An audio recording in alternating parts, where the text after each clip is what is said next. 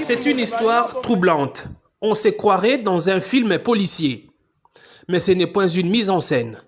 Nous sommes sur le site de l'université de Kinshasa, près du centre neuropsychopathologique CNPP. La police de la ville a fait une découverte macabre dans la brousse.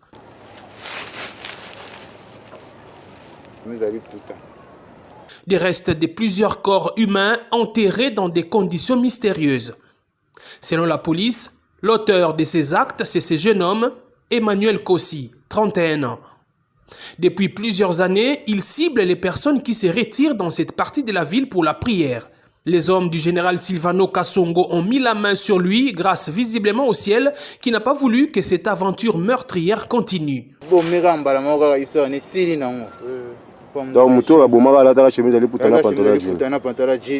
C'est par cette jeune dame qui a failli être la énième victime du tueur de l'Unikine que l'alerte a été donnée à la police. On a qui on a sambela na kanga ki misu après on a fungola misu boye na moni bamoko mutwana liboso nanga esenga na sepe na ona puso kuma mwasi nanga amno kuma mwasi no na ndeini kama zaki yovanda na lukina tele mabwe bazo beta nga bambata beti nga beta nga makofi tindi kinga na ene sene niti ko shite no banzo beluka na mabele aboto nga telefone aboto nga sabuti nga na sharp oyo akena ngo akimi ndek na mona keti après on landa basteur mutu no kena no bazaki moi distance na ngai nesi mon botala mutu boye mo ba ya agresser nga beti nga me ainza kimi na moniete ele kama matom ki après no mona soda o n'expliquer mutu onda alataki.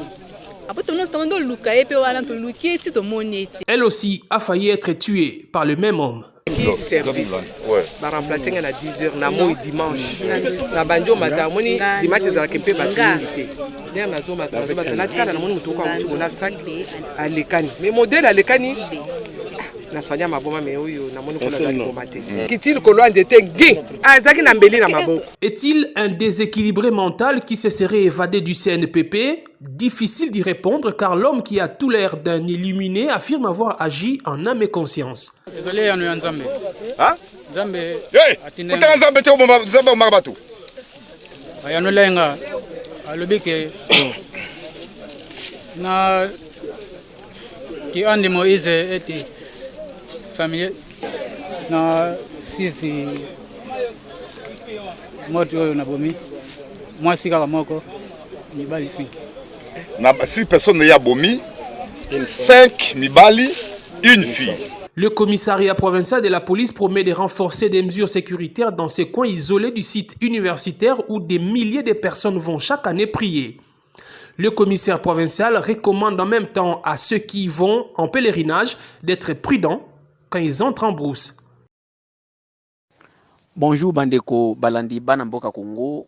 Oyo eza la voix de Kivu lelo toyena sango ya mawa koyebisa bino ke na kati ya chef-lieu ya secteur ya Itombwe na Kipupu Banyarwandais lelo le 16 na butu ya lelo le 16 juillet 2020 ba débordaki coalition ya Ngumino boyebi bien eza groupe armé ya Ruberwa Ngumino na Tugwaneyo basalaki coalition na bango na bazabambema oyo batuti ya Burundi bakotaki na kati ya village ya Kipupu babomi batu ebele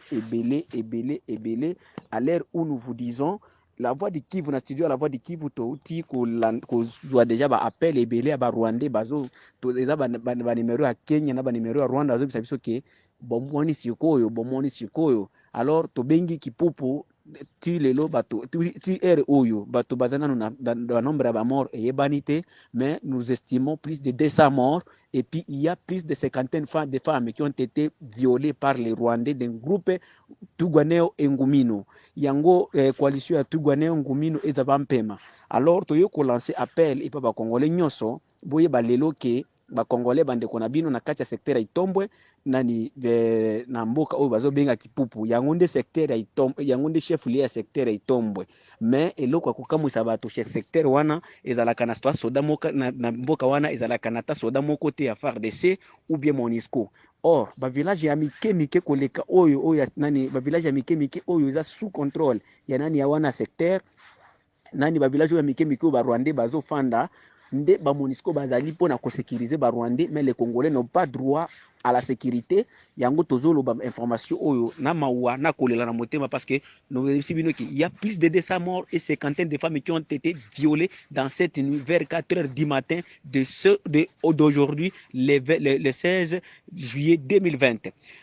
Bandeko le 14 ezalaki bitumba a Minembwe bangumino na ba maimai tango maimai babetaki bangumino bamangumino yango bakimelaki na kati ya ka ya Monisco et puis ils ont été protégés par la Monisco le 14 à Minembwe la Amadegu nani ba Monisco basengaki ba maimai barekile tango maimai barekile de lelo butu ya lelo ba Monisco babimisi bangumino wana babisi bango bakindu sala ba massacre na kati ya mboka ya Kipupu nde nani lelo bato ebele bakufi bandeko donc tosengi boye ba congolais botala donc le congolais mboka neti Kipupu za mboka munene chef lié secteur ils ont même un attaque soda mon côté à FARDC. Alors ils sont en train de nous tromper que non, il y a un effectif de militaires pour sécuriser la population. Comment expliquer mboka oyo ba Rwandais bazali nde bantu za la sécuriser par la Monisco et la FARDC mais na mboka oyo ba congolais bazali et puis mboka munene neti Kipupu mboka munene na lobi bien secteur ya nani chef lié secteur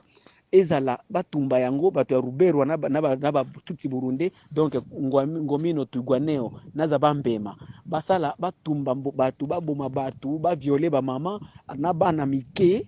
Il y a même un enfant il y a même les enfants d'une année, les filles une enfant une année qui a été violée. Alors tout ça totika la kaka ba Congo tozo mona boy ndeko nangai congolais yoka mawa oyo bando mosusu azo yoka na kati ya motema na bango na sengi bino tokanisa na 2004 ba congolais ba telemaki po na kobenga na Monique lelo Monisco epesi ba Rwandais aval bakende ko massacrer bato na kati ya mboka ya Kipupu tosengi ba congolais bo telema réaction à partir ya lelo tout dandate que nos politiciens nani a lobby tout tinda message oyo le tout tinda message oyo le 16 juillet à partir d'aujourd'hui demain tout senga Monisco et départ ya Monisco ba ville nyoso ya Congo les grandes villes Kinshasa, Bandundu, Bukavu, Goma, Beni, Butembo, Lubumbashi, nani Kolwezi,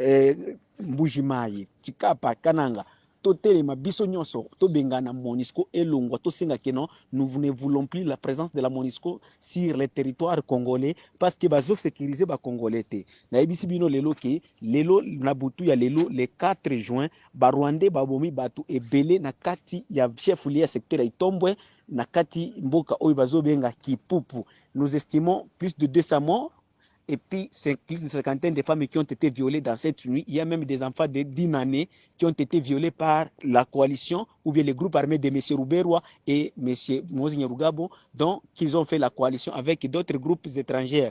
Zabampema du Burundi, dont coalition de Ngomino, Tugwaneo et Zabampema du Burundi, de Batubasali Naniwana. Et puis, il y a des numéros de Rwandais dont nous avons ici qui nous ont appelés de Kenya et du Rwanda pour confirmer et pour se battre la poitrine que non, vous voyez alors ce que nous venons de faire. Nous vous avions dit que non, vous allez regretter. Et nous avons même des témoignages de ces numéros ici à la studio de la voix d'Ikivu. Yango to yoko senga message wana bandeko totelema tindela Congolais mususu biso nyoso na balabala to senga justice et puis to senga départ ya Monisco na kati ya mboka na biso. Merci. Toki olinyo contacter biso na plus 27 61 100 1356 ou comme la biso na email na biso eza la voix d'Ikivu 45@gmail.com. Merci.